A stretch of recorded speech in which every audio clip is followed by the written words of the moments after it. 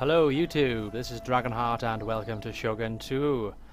So, this video is actually a request video by a fellow YouTuber by the name of Welsh Gaming. He watched one of my Choso Kabe videos the other day and was slightly confused by how to play Total War games. So what I said I will do is create a tutorial video, upload it on my channel to help him out. But if there are anybody watching this video that are a little bit confused about Total War, then hopefully this video can benefit you as well. So, we're going to jump straight into a campaign and I'm going to go through all the fundamental things. So we're going to go to a single player and we're going to go on to new campaign. As you can see, the three options here: Shogun 2, Rise of the Samurai, Fall of the Samurai. I'm just going to go with the base game, Shogun 2. The other two are expansion packs which you can buy on the Steam store. And we're not going to do Choso Kabe because I'm doing a campaign with them currently. But we have loads of different factions. All Total War games have this screen, pretty much. Faction, it gives you the initial challenge, so Choso Kabe is given as easy. Province is 1, that's the province you start off with. It gives you the start here, and it gives you some basic stats and information about the faction. So, Choso Kabe, for example, can recruit superior bow infantry, increased income from farms, and reduce recruitment cost and upkeep for all bow infantry. And it gives you a brief history down below in the paragraph, saying a little bit about the Choso Kabe. Same with the Shimazu. Initial challenge easy as well. They can recruit superior katana heroes, increase loyalty for all generals, can recruit superior katana samurai, and they have reduced cost and upkeep for katana samurai. And basically, the Choso Kabe and the Shimazu are the two easier factions in this game. The reason for that is Shimazu has the island over here which they can try and take, and Choso Kabe also has an island which it can try and take as well. But we're going to start off with a different faction in this game. I think we're going to go with the Date clan. So the Date clan's initial challenge is normal. The start year is 1545. They start off with one province. They have a charge bonus to all units. They can recruit superior Nodachi samurai and reduce recruitment cost and upkeep for Nodachi samurai. Okay, so I usually play on legendary difficulty, but I am going to lower it slightly because this is for beginners after all. We'll go with very hard difficulty. We'll put on short campaign and we will hit the start button. So we're greeted by a loading screen. These usually take a few minutes depending on your GPU and CPU, etc, etc. And I'm going to explain now when the campaign starts why I picked the Date clan. And the reason for that really is because the Date, their starting location, they're isolated at the top, so you know you can't get outflanked. But also, the land is so big in their home province that it's difficult to actually attack another faction on the first turn. You actually can't. Okay, so we're going to skip the intro and we're going to skip the little chat there. So basically, just to quickly recap, most campaigns apart from Rome 2 have an intro video at the start of the faction that you pick. And straight away we are greeted by a mission issued. Tanemune's fall. Our clan has been griped by civil strife since the disagreements, blah blah blah. Okay, so basically it's a rebellion and it's in the foreign province, which is Iwate. If we put down the rebellion, we get inspired endeavours, and what that does is it gives us plus 25% wealth generated by buildings across all provinces. So this is it. This is the Date land. All of what you can see right now is under our control. Here we have a border. These are important. You can't see the other side of the border. That's because it's the fog of war. In all Total War games there is a fog of war. If you look at the top right hand side of the map, you can see where the fog is. It's most of the map. We can see Miyagi down here. The reason for that is this clan here, the Hatekyama, are actually at peace with us. They're neutral and they are trading. To find this out, you click on the diplomacy tab. This gives you an overview of all the different factions. It's important that you understand the diplomacy in Total War games. They're one of the main factors of understanding your economy and your empire. So, Date Haramune, power is moderate, prosperity is moderate, province 1, have no vassals, have no allies. We do have a trade partner in the Hatekyama, and we do have our enemies, the Mogami. Mogami are over here in Ugo. If you hover over, you can see it says Mogami. And here we have the rebels, Date Tanemune. If you click on him, you can see he has 5 units. We don't know what 3 of them are, that's because we're not close enough. We do know what 2 of them are, Yari Samurai and Yari Ashigaru. Yari Ashigaru are the most basic unit in Shogun 2, and they're also one of the best that you can recruit. A very strong, fully leveled Yari Ashigaru can beat just about anything in this game. If I click on this tab right here, we have the Mastery of Arts. Bushido is all military stuff, so for example, if I click this one, that's telling me in 2 turns time I will learn Bushido, and that is the Way of the Warrior. That enables +1 morale for all of my units. It enables me to build a sword school, and that sword school will enable me to recruit Katana Samurai. Once I get that strand, I can decide to go for Strategy of Attack, which will give me a Siege Engineer's Workshop, it will give me Firebomb Throwers, and will give me a +2 charge bonus for my units. Don't forget that the Date do already have a charge bonus, combined with a +2 charge bonus with this Siege Engineer's Workshop, can make your charges devastating. Or you can go for the Strategy of Defense, which is +1 defense for all units, Naginata Dojo and Naginata Samurai, and you can just keep going down the strands until you find something that you want to aim for. Personally, I like to go for Heaven and Earth. That gives my bow units in the Chosokabe campaign +50% ammunition for all bow units and +5% to unit replenishment. And then you got the Way of Chi, so we get a market. Markets are really useful in this game. If you can build a market, you can recruit a Metsuke.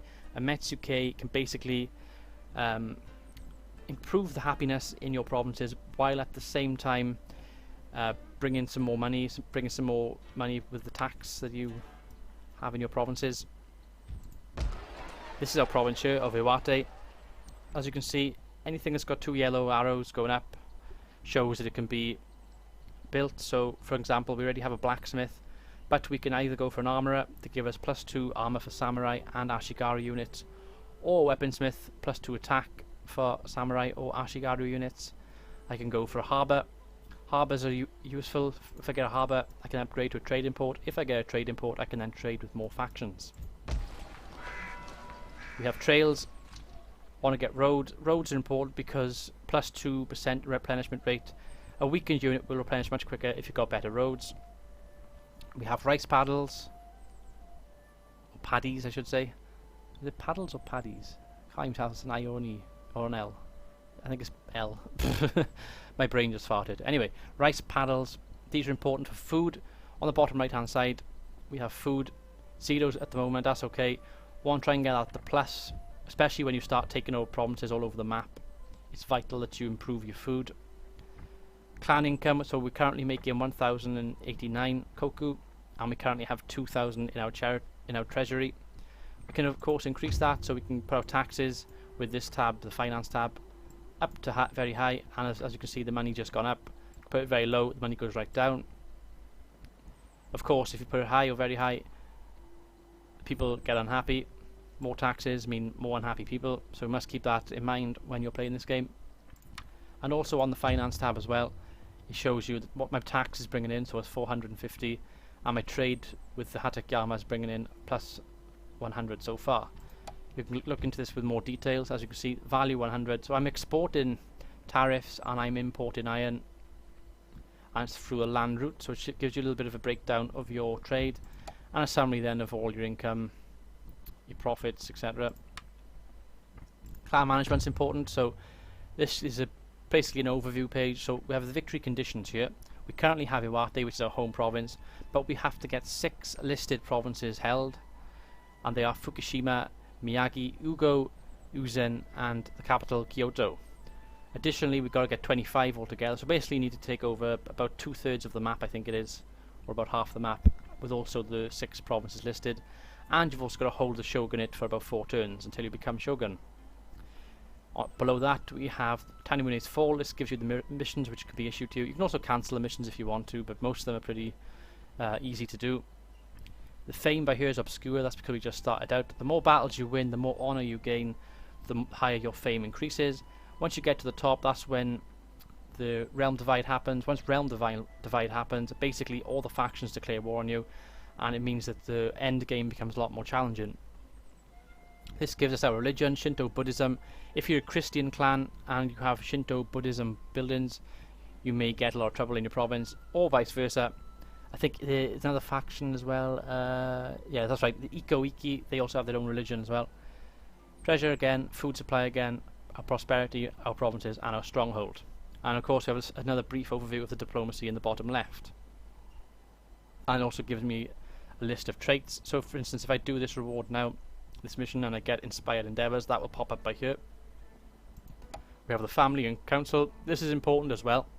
So by here, this guy by here is the most important guy in this game at the moment. He is my daimyo, my faction leader. His name is Date Haramune. He's 26 years of age. He's a rank 1 general, and he has 3 honor. You can right click on him to give a brief overview. So here we are.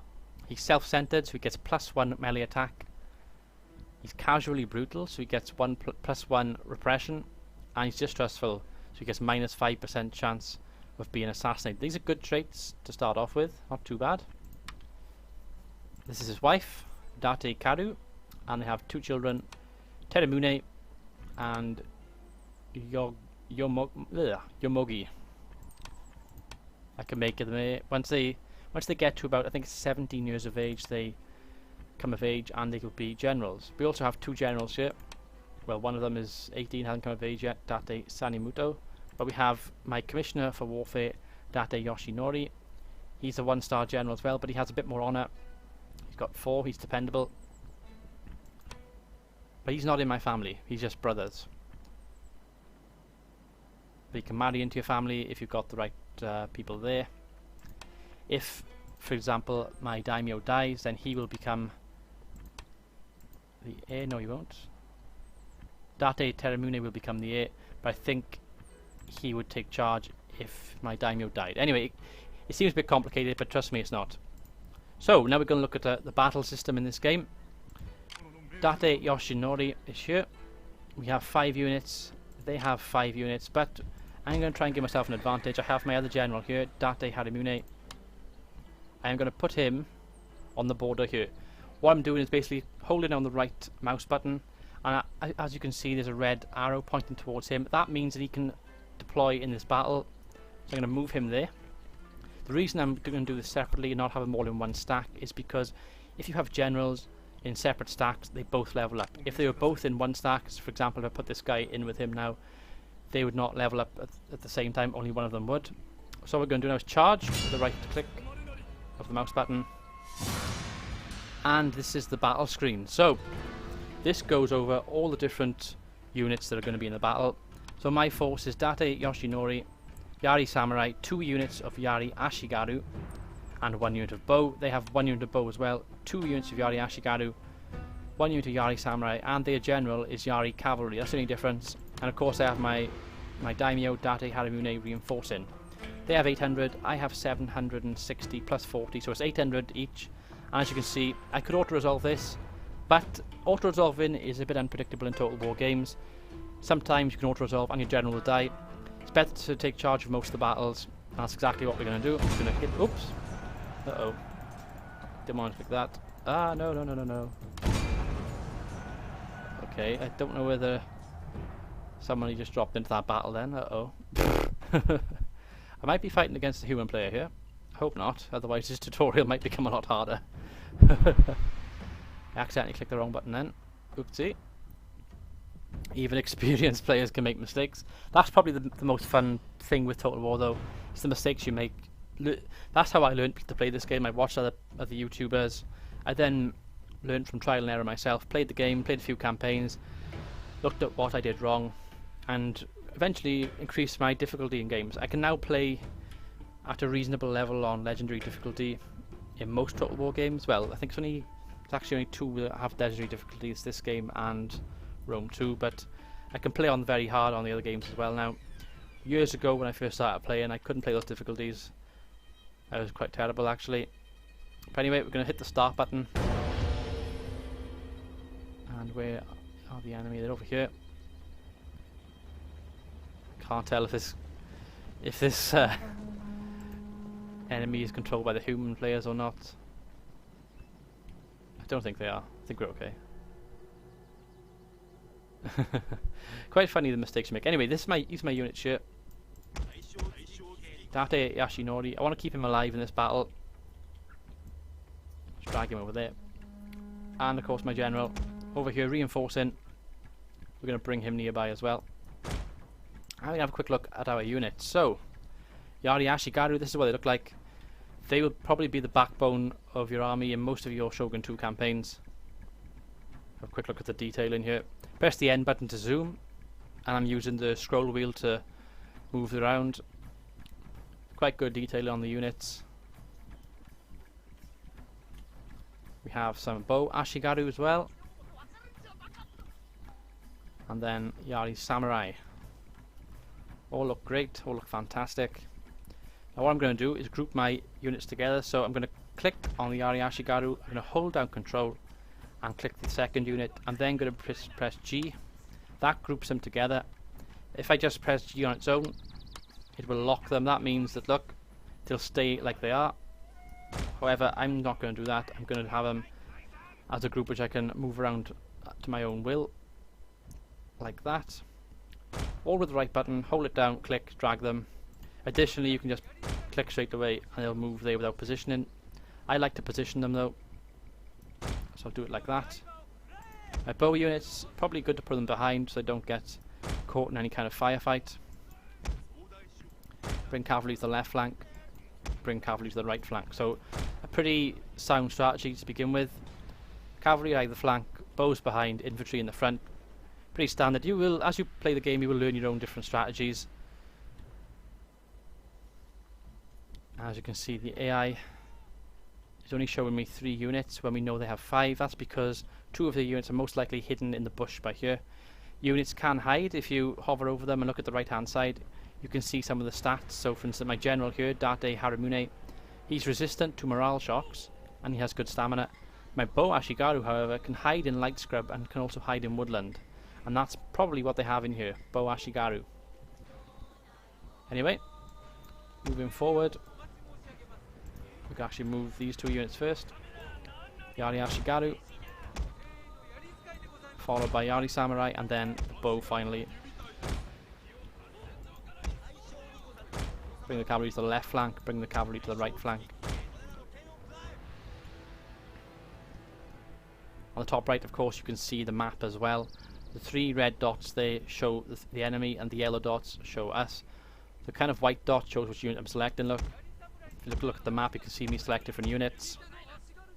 And if I click on the bow Ashigaru, you can see these red lines. That shows me the distance of which they can hit. So I know if I can move them forward a little bit further, their range will get much closer. That's what I'm hoping to do to begin with. Just try and pick off a few units if possible. It's also important to know what the special abilities of units are. For example, the Yari Ashigaru can go into a Yari wall. This is very formidable against full-on charges, and as you can see, the enemy is now starting to come towards me. What I'm going to do is try and kite the enemy's bow units. By doing this, I'm going to drag my men back, force them to come towards me. By doing this, I'm making sure the enemy is far enough away from its reinforcements so I can get a clean charge in it and take it out. Don't forget, the Date does have a very good charge bonus. It's something you want to try to utilise as often as you possibly can in this game. That's exactly what I'm doing right now. Giving myself a chance. Pull the units back. They are set up to fire. They are about to fire. Let's move back. Try and kite them a bit further.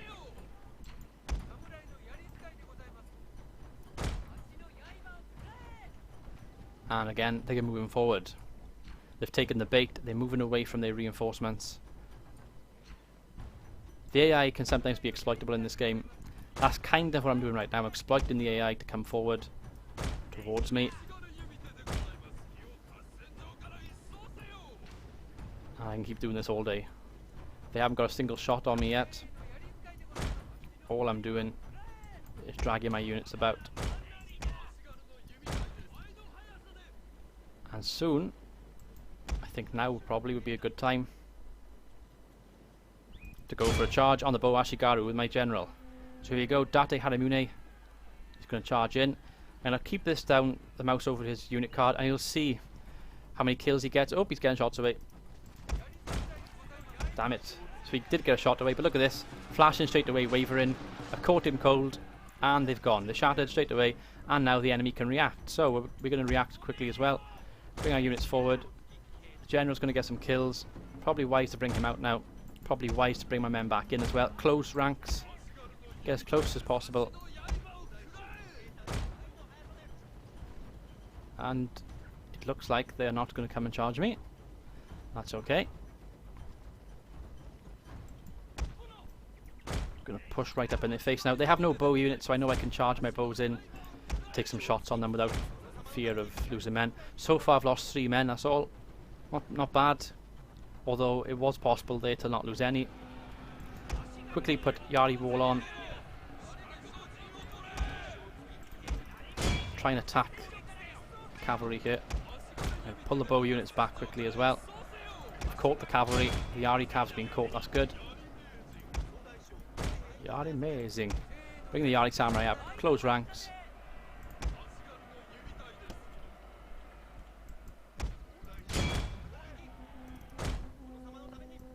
Bring all my cavalry to the flank. Bow units are charging. And now it's a case of picking them off. I can see the charges from my bows. I can drag my bows quickly and try to intercept them with my general. Our general is in grave danger, my lord. And now we're going to sandwich the Yari cav. Oh, the Yari cav's got my bow. That's good for them. Not good for me. Oh no. Time to use some special abilities. Maybe a rally or 2 to help tip the favour back towards me. Try and take the Yari cav out quickly.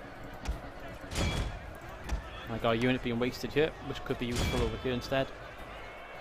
There we go. Now they're starting to waver. The Yari cavalry is wavering, and they're gone. Worked in the end. Just about. Not the cleanest of battles. My lord, a glorious victory will soon be yours. But it's good enough. Yari Ashgar are shattered, and they're all shattered. So as you can see, we haven't lost. Well, we lost a few men, but not as bad as it could have been. And to reflect on that battle, I'd probably say that I wasn't quick enough with my micromanaging.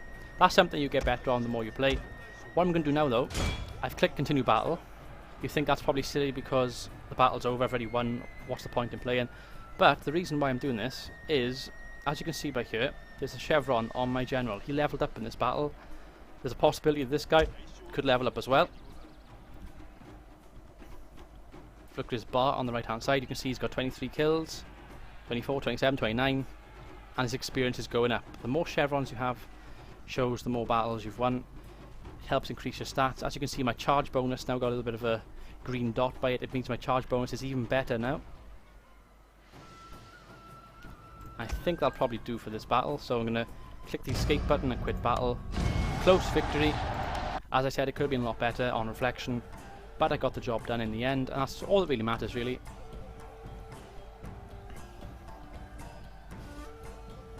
Do do do do do do do do do do bam bam bam. And the good thing with Total War as well, you get these nice little messages on the bottom of the screen in the loading screens usually. So this gives us a breakdown of what happened there. So 800 each. I lost 228, they lost nearly 500, I got nearly 600 remaining, they got 309 remaining, so I didn't kill them off completely, which is a shame. They escaped because I didn't kill enough of them, it means I gotta deal with them again. Now, I can't quite, I can actually reach them with this army here, that's exactly what we're gonna do. I'm gonna run in and charge. Only 3 units, I could auto-resolve this one.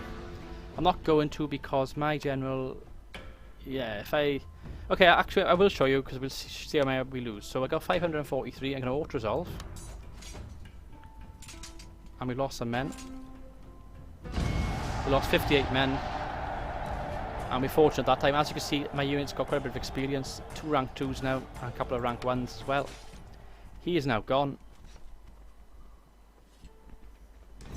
Mission successful. So we successfully completed the mission, and we now have inspired endeavours. That gives us plus 25 wealth generated by all buildings. And my general increased as well. Excellent. As you can see, he got 2 stars now. So I right click on him and I can hire a retainer. So I got 2 things I can go for here. A Kanchi poet, that gives him plus 1 loyalty if he's general, or honor if he's a daimyo. Or I can go for a Jiu-Jitsu master, which gives him plus 1 command during ambushes. It's totally up to you what you pick. Some really good ones and some really bad ones. I'm going to go with the Kanchi poet. And then we have a skill tree. We have a warrior, which can give him plus 1 defense for this general and his bodyguard. Or we can go for the strategist. I tend to go for strategist. So he gets plus 10 campaign movement, and now he gets plus 20 means that his sphere of influence is a bit bigger when he's walking around the map. And that 2,000 money that we have, we will probably try and spend now, so it's probably wise to upgrade to a stronghold in case the Mogami do attack us. I don't have much money left now though. And what I'm going to do, I'm going to click the end turn button to show you the first turn. That's basically your average first turn in a Total War. Some people think about the turns on a dramatic level and they nitpick at everything and won't click the end turn button until they're happy with everything. Some people like me tend to be more lax with what they do on the campaign map. Like, I could have probably checked quite a lot of things then, been a bit more thorough, but I decided not to.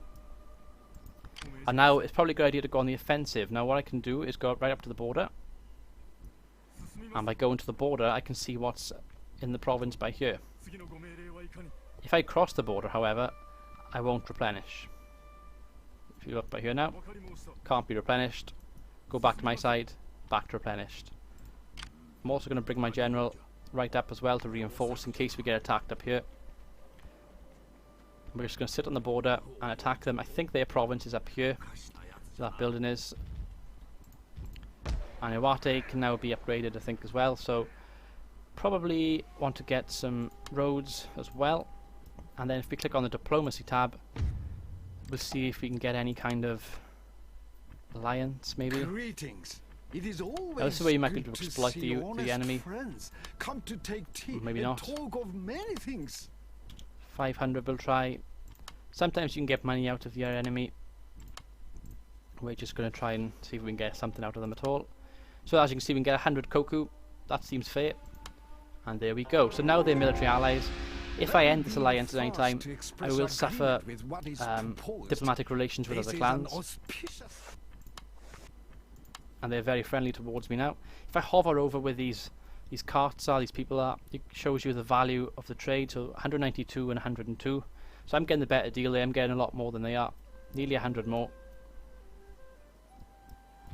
And of course there's naval battles as well, but I'm not going to go into the specifics of naval battles in this episode. There's trade nodes up here. Trade nodes are good. Basically, if I upgrade my harbour, my coastal village to a harbour, and then a harbour to a trading port, I can recruit trading ships. Basically, with those trading ships, I can drag them up here, pop them on by here, and trade. On the map up here, you can see there's a lot more. There's trade with the Jurchen tribes for war horses. There's Korean Kingdom. There's the Chinese Empire, the Annamese warlords, and Indonesian sultanates. So you can trade with different people. And then you basically get the same thing. You get a line going all the way to your port, which would be here. And if you hover over that line, it shows you how much you're making, how much you're exporting, etc. I'm going to click end turn again. See if the Mogami attack us this turn. As we go through the end turn phase. And they didn't attack us. Art mastered Way of Chi, so we finally have that now. And we're automatically going to study Zen.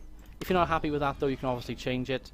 Mission issue, so now they're saying capture a province belonging to the following clan, the Mogami. If I do that, I will have Dreaded Force, which gives me fear in enemies, and it reduces their morale. That's a good thing to go for. I'm going to see how far we can travel with my general. So go this far, then we go this far. I don't think we can go much further, but what we can do is if I put my cursor here, it shows a little tree underneath it. That shows that I can lay an ambush. So that's exactly what we're going to do. He will automatically go down now like that. Might put my general just behind him as well. Like so. Now he's not in ambush mode, so he's sticking out like a sore thumb. But if someone does come down here to attack me, they'll get sprung with an ambush before they get to me. Great clan has been destroyed, the Tokugawa. Iwate, we can trade. Oh, what do we want? I think we'll go for the harbour, and we'll also go with the improved irrigation. Basically that gives us better food, which is what we need at the moment. And if you click on the province, it shows you how many turns it takes. So 1 turn, 3 turns, 1 turn, and 2 turns. Again, turn again. The next thing that I think should be the seasons. If I've calculated this right, we should be in winter right now on the next turn. Let's see. Yes, we are. Food shortage, Iwate. So as you can see, there's a food shortage now. -1. Because we've built the stronghold, we get another slot we can build things in. So I can now go for a Yari drill yard if I want to get some Yari Samurai or Date Bulletproof Samurai. A Sake Den, which is good for province happiness and can also recruit ninjas. The stables, what I like to go for, and that's exactly what I'm going to go for here. Archery Dojo for Bow Samurai and the market for the Metsuke. I'm going to go with the stables so I can get war horses.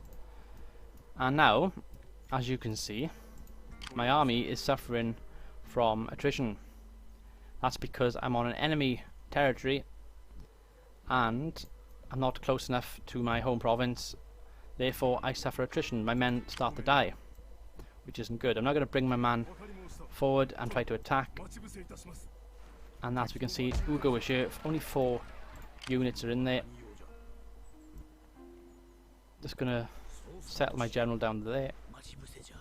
Like so. He's going to lay an ambush. Got 2 ambushes nearby. Only problem is they might spot me over there. And of course I'm going to lose men this turn as well, because of the attrition. 3 more turns for the stables, 2 for the irrigation and 1 for the harbour. End turn again.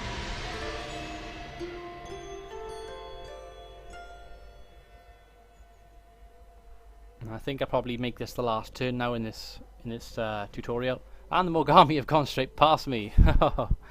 They've made a big blunder. So the AI can do stupid things sometimes.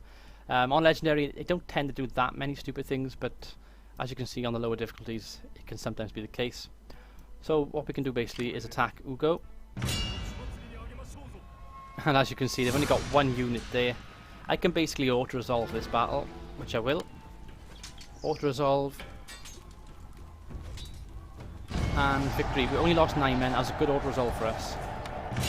And we can peacefully occupy Ugo. We could loot it as well, but we get -15 public order. By peacefully occupy him, we just get the -7 instead. We get Dreaded Force as well for 6 turns. I can double click Ugo, and if I want to reduce the unhappiness, I can exempt them from tax, although that still doesn't get me out of the water. The best thing to do is try and build some buildings here. So for example, the fort is damaged. I'm going to repair this for a cost of 19 koku. I can then go for some improved irrigation again to give me more wealth and more food. Some roads for better replenishment, coastal village, and they have a quarry this time, so a different building, and that can be upgraded to a stonemason. But we're going to go for the improved irrigation, and we're also going to build a market so I can get the Metsuke.